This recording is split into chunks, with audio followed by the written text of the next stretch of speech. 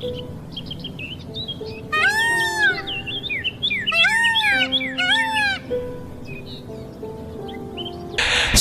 सुखदेव जी समझा रहे हैं कि हे राजन परीक्षित, जब जब इस भूतल पर अत्याचार होता है तो भगवान किसी न किसी रूप में अवतार लेते हैं। बाबा तुलसीदास ने बताया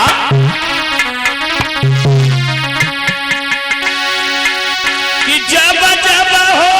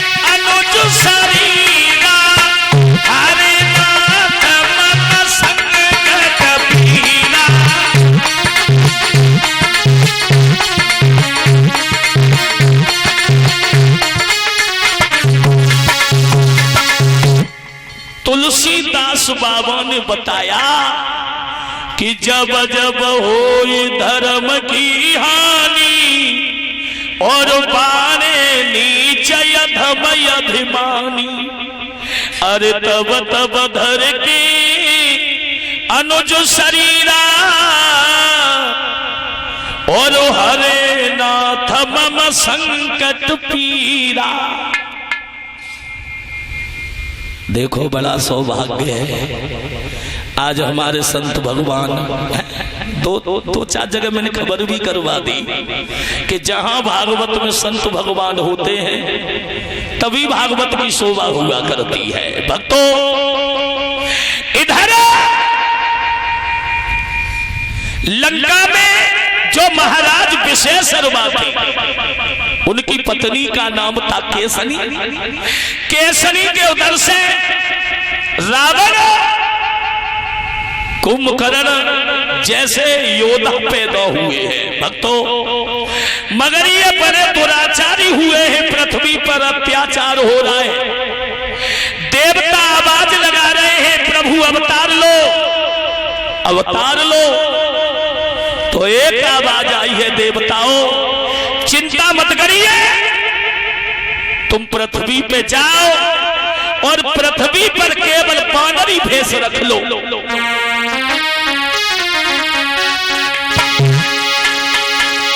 कि रावण सो देवता है आवाज लगाई और पाप बन तू है पृथ्वी पे हमारी करो सहाय।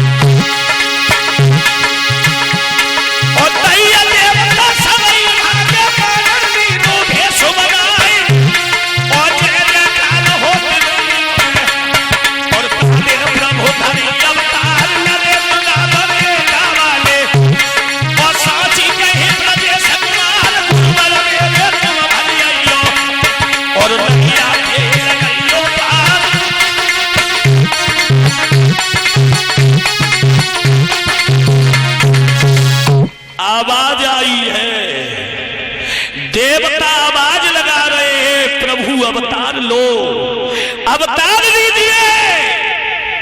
तो आवाज आई, देवताओं चिंता मत करिए,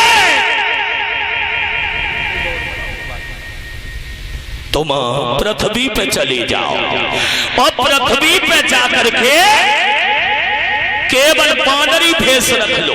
भक्तों उसी समय नए पलकी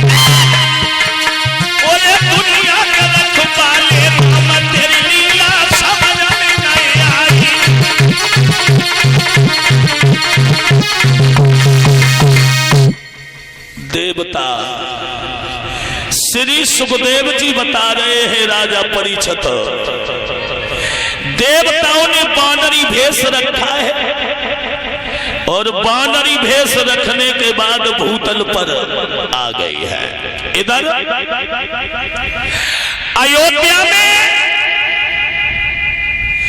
जो महाराज रघु हुए हैं और रघु के पुत्र हुए थे महाराज अजय, और अज के ही पुत्र हुए थे महाराज दशरथ।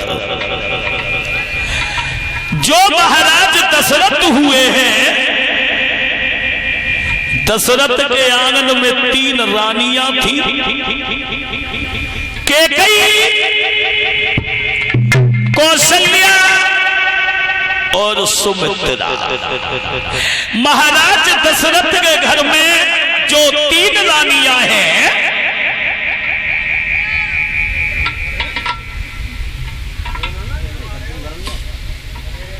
तो इतनी दूर पहुंचवाऊंगा तू लौटे ना है, चुपचाप बैठ। बोलिए गोविंद भगवान की। आइए छोटा सा कीर्तन बोल लेते हैं भगवान का बड़े प्रेम से। अरे काना उठ पाई जा मेरी गागरिया, चला चला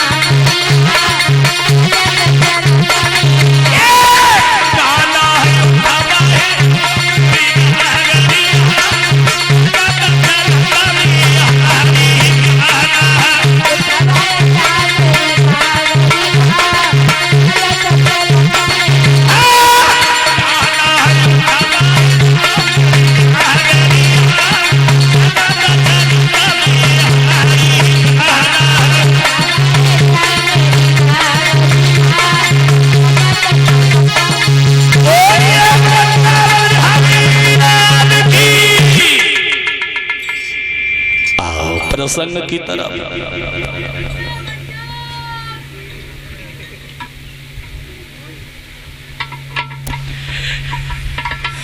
कहने का मतलब है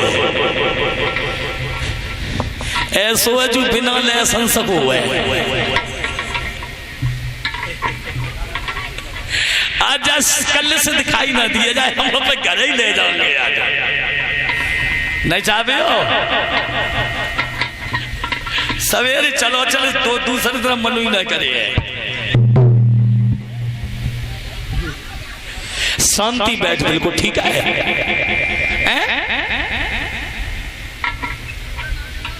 अच्छा नाचियो, अबे कहाँ गो? चले आजा आजा, चले आजा आजा।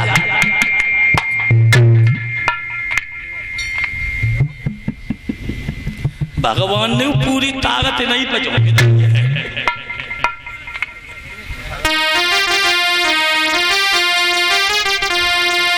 अरे मिलेगा वो श्याम डगरिया डगरिया देला ताए ताए देला ताए ताए मारे डगरिया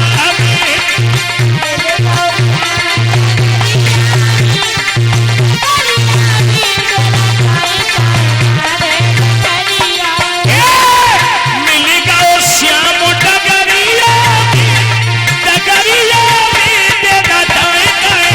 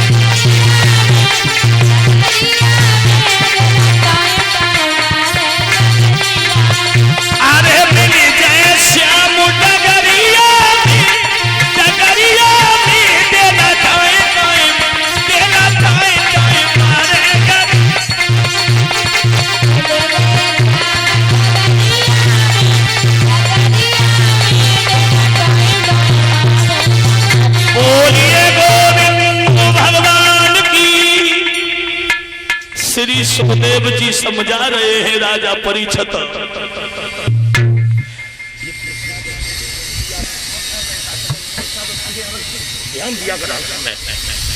सुखदेव जी बता रहे हैं राजा परीक्षित, इधर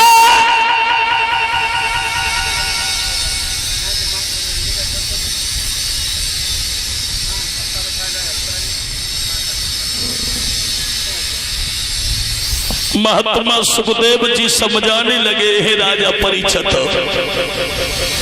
महाराज दशरथ के घर में 3 रानियां हैं, कैकेयी, कौशल्या और सुमित्रा।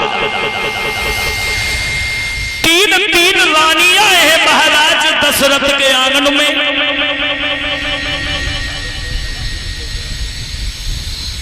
पर महाराज के घर में कोई संतान नहीं है। बड़े दुखी होते हैं। और याद रख लेना, घर में दौलत कितनी क्यों ना हो, अगर घर में कोई संतान नहीं है तो वो घर शोभामान नहीं होता है। बिना संतान के जैसे बिना माली के बाप शोभा नहीं देता है, उसी तरीका से बिना बेटा के परिवार घर अच्छा नहीं लगता है, चाहे घर में दौलत कितनी क्यों ना हो। महाराज दशरथ बड़े दुखी होते हैं। बताया है, अरे चैला का भारे यूं घर में मोती,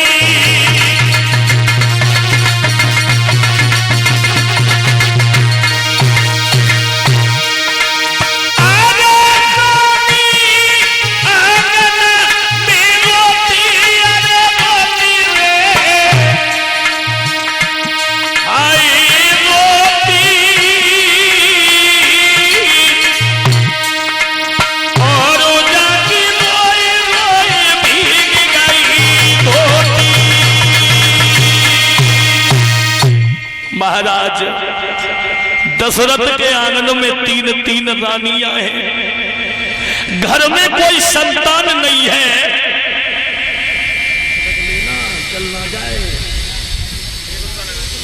भक्तों,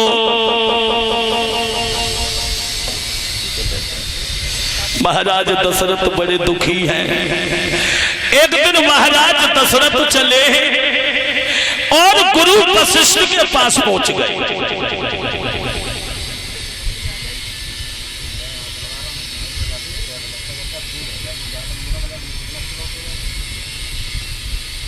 कहने का मतलब है, महाराज दशरथ तो वशिष्ठ जी के पास पहुंचे हैं और बोले हैं महाराज वशिष्ठ जी से, गुरुदेव हमारे घर में 3 रानियां हैं, पर हमारे घर में कोई संतान नहीं है। मैंने ये सुना है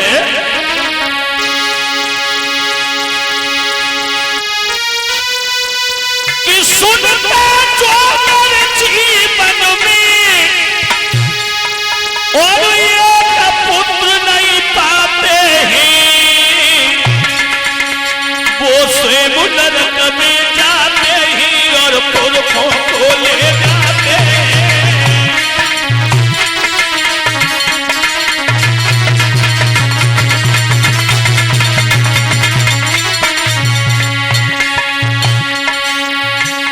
मैंने ये सुना है, अरे सुनता जो नर जीवन में और ये पुत्र नहीं पाते हैं, वो स्वयं नरक में जाते हैं और पुरखों को ले जाते हैं।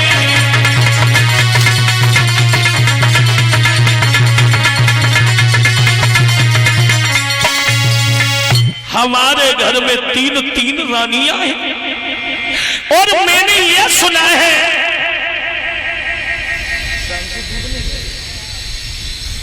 जो अपने जीवन में एक पुत्र की प्राप्ति नहीं कर पाता है और वो नरकागामी होता है, एक पुत्र के अलावा वो नरक में जाता है वशिष्ठ से कहा है गुरुदेव कि मेरा कोई न सहारा बिना तेरे, गुरुदेव समरिया मेरे, मेरा कोई न।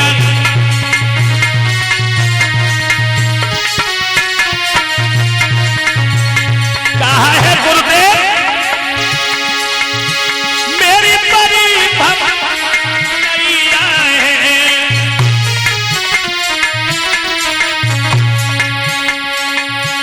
ये 101 रुपए बहन की तरफ से जो मेडिकल वाली है आवास विकास कॉलोनी कासगंज, उनकी तरफ से 100 रुपए भगवानी कथा में आया है। भगवान परिवार में अपार खुशियां बनी रहे। मेरी परी भंवर में नैया है, अब तुम बिना कोई न खिबैया है, मैंने सहले दुख घनेरे, गुरुदेव समरिया मेरे,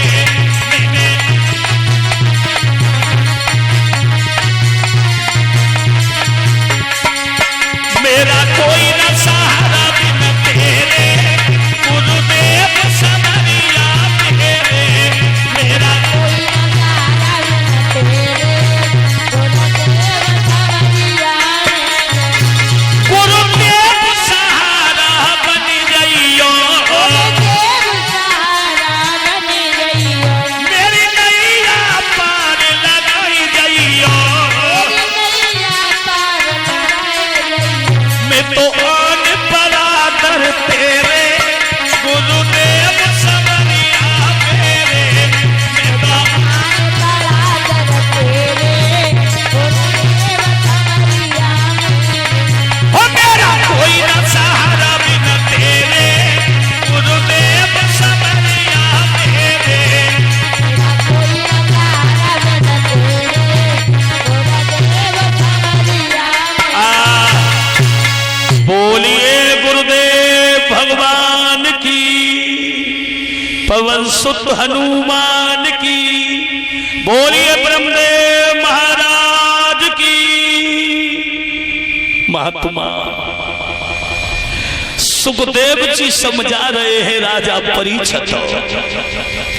महाराज दशरथ ने वशिष्ठ से कहा है गुरुदेव हमारे घर में 3 रानियां हैं पर घर में कोई संतान नहीं है।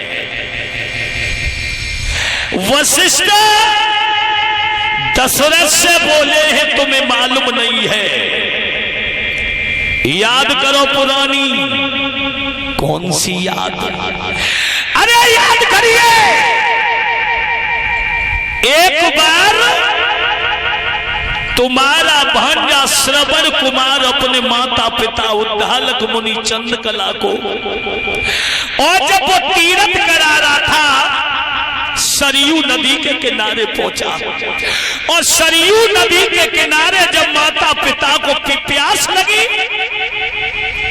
तो मैया ने अपने लाला से श्रवण कुमार से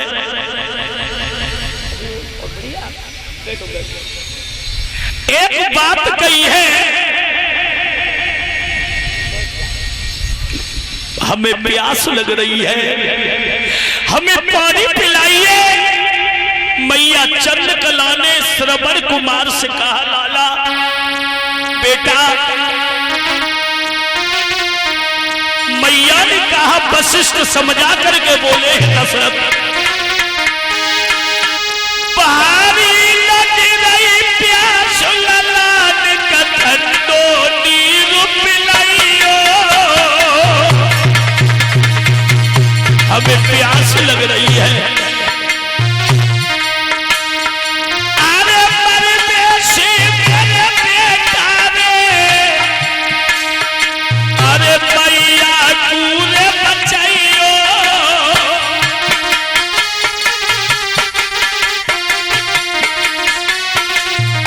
मैया बोली है श्रवण मेरे लला मात जो तेरी मर जाएगी, जे कलंक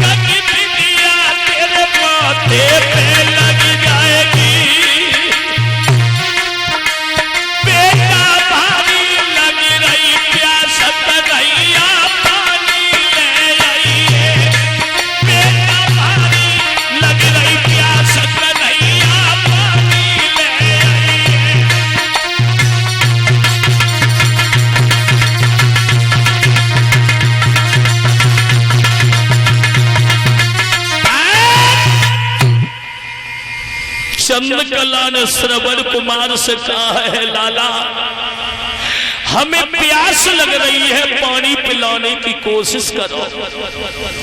श्रवण कुमार ने तोबी को उठाया और सरयू नदी के किनारे पहुंचाया। इधर शब्दभेदी राजा दशरथ जब शिकार खेलने के लिए गए, उन्होंने समझा कि कोई मृग पानी पी रहा है, मृग पानी पी रहा है, तो शब्दभेदी राजा ने बाण को चलाया और बाण जब श्रवण कुमार के सीना में बिधा है तो मुंह से एक आवाज निकली है, हाय राम, हाय मैया। और जब इतनी आवाज निकली है तो दशरथ समझ गए कि आज हमसे अनर्थ हो गया और हिरण के होके कोई पुरुष मारा गया है। चले, और जब चले ही सरयू नदी के किनारे पहुंचे और क्या देखा है दशरथ ने कि खास बहनिया बना हुआ है।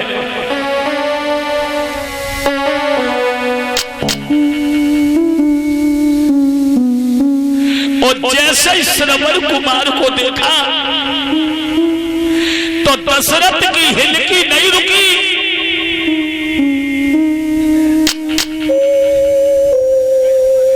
और बोले हैं, लाला हमें माफ कर दो, मैंने तेरे धोखे से बाण मार दिया। तो श्रवण कुमार ने एक बात कही है, मामा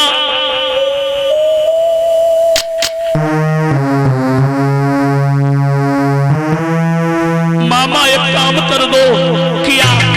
सुनो, अरे मेरे माता पिता को मामा ठंडो नीर पिलाइयो, चले जाओ मेरे मैया बबला को पानी पिला देना। अरे जब तक पानी नहीं पी ली तब तक मत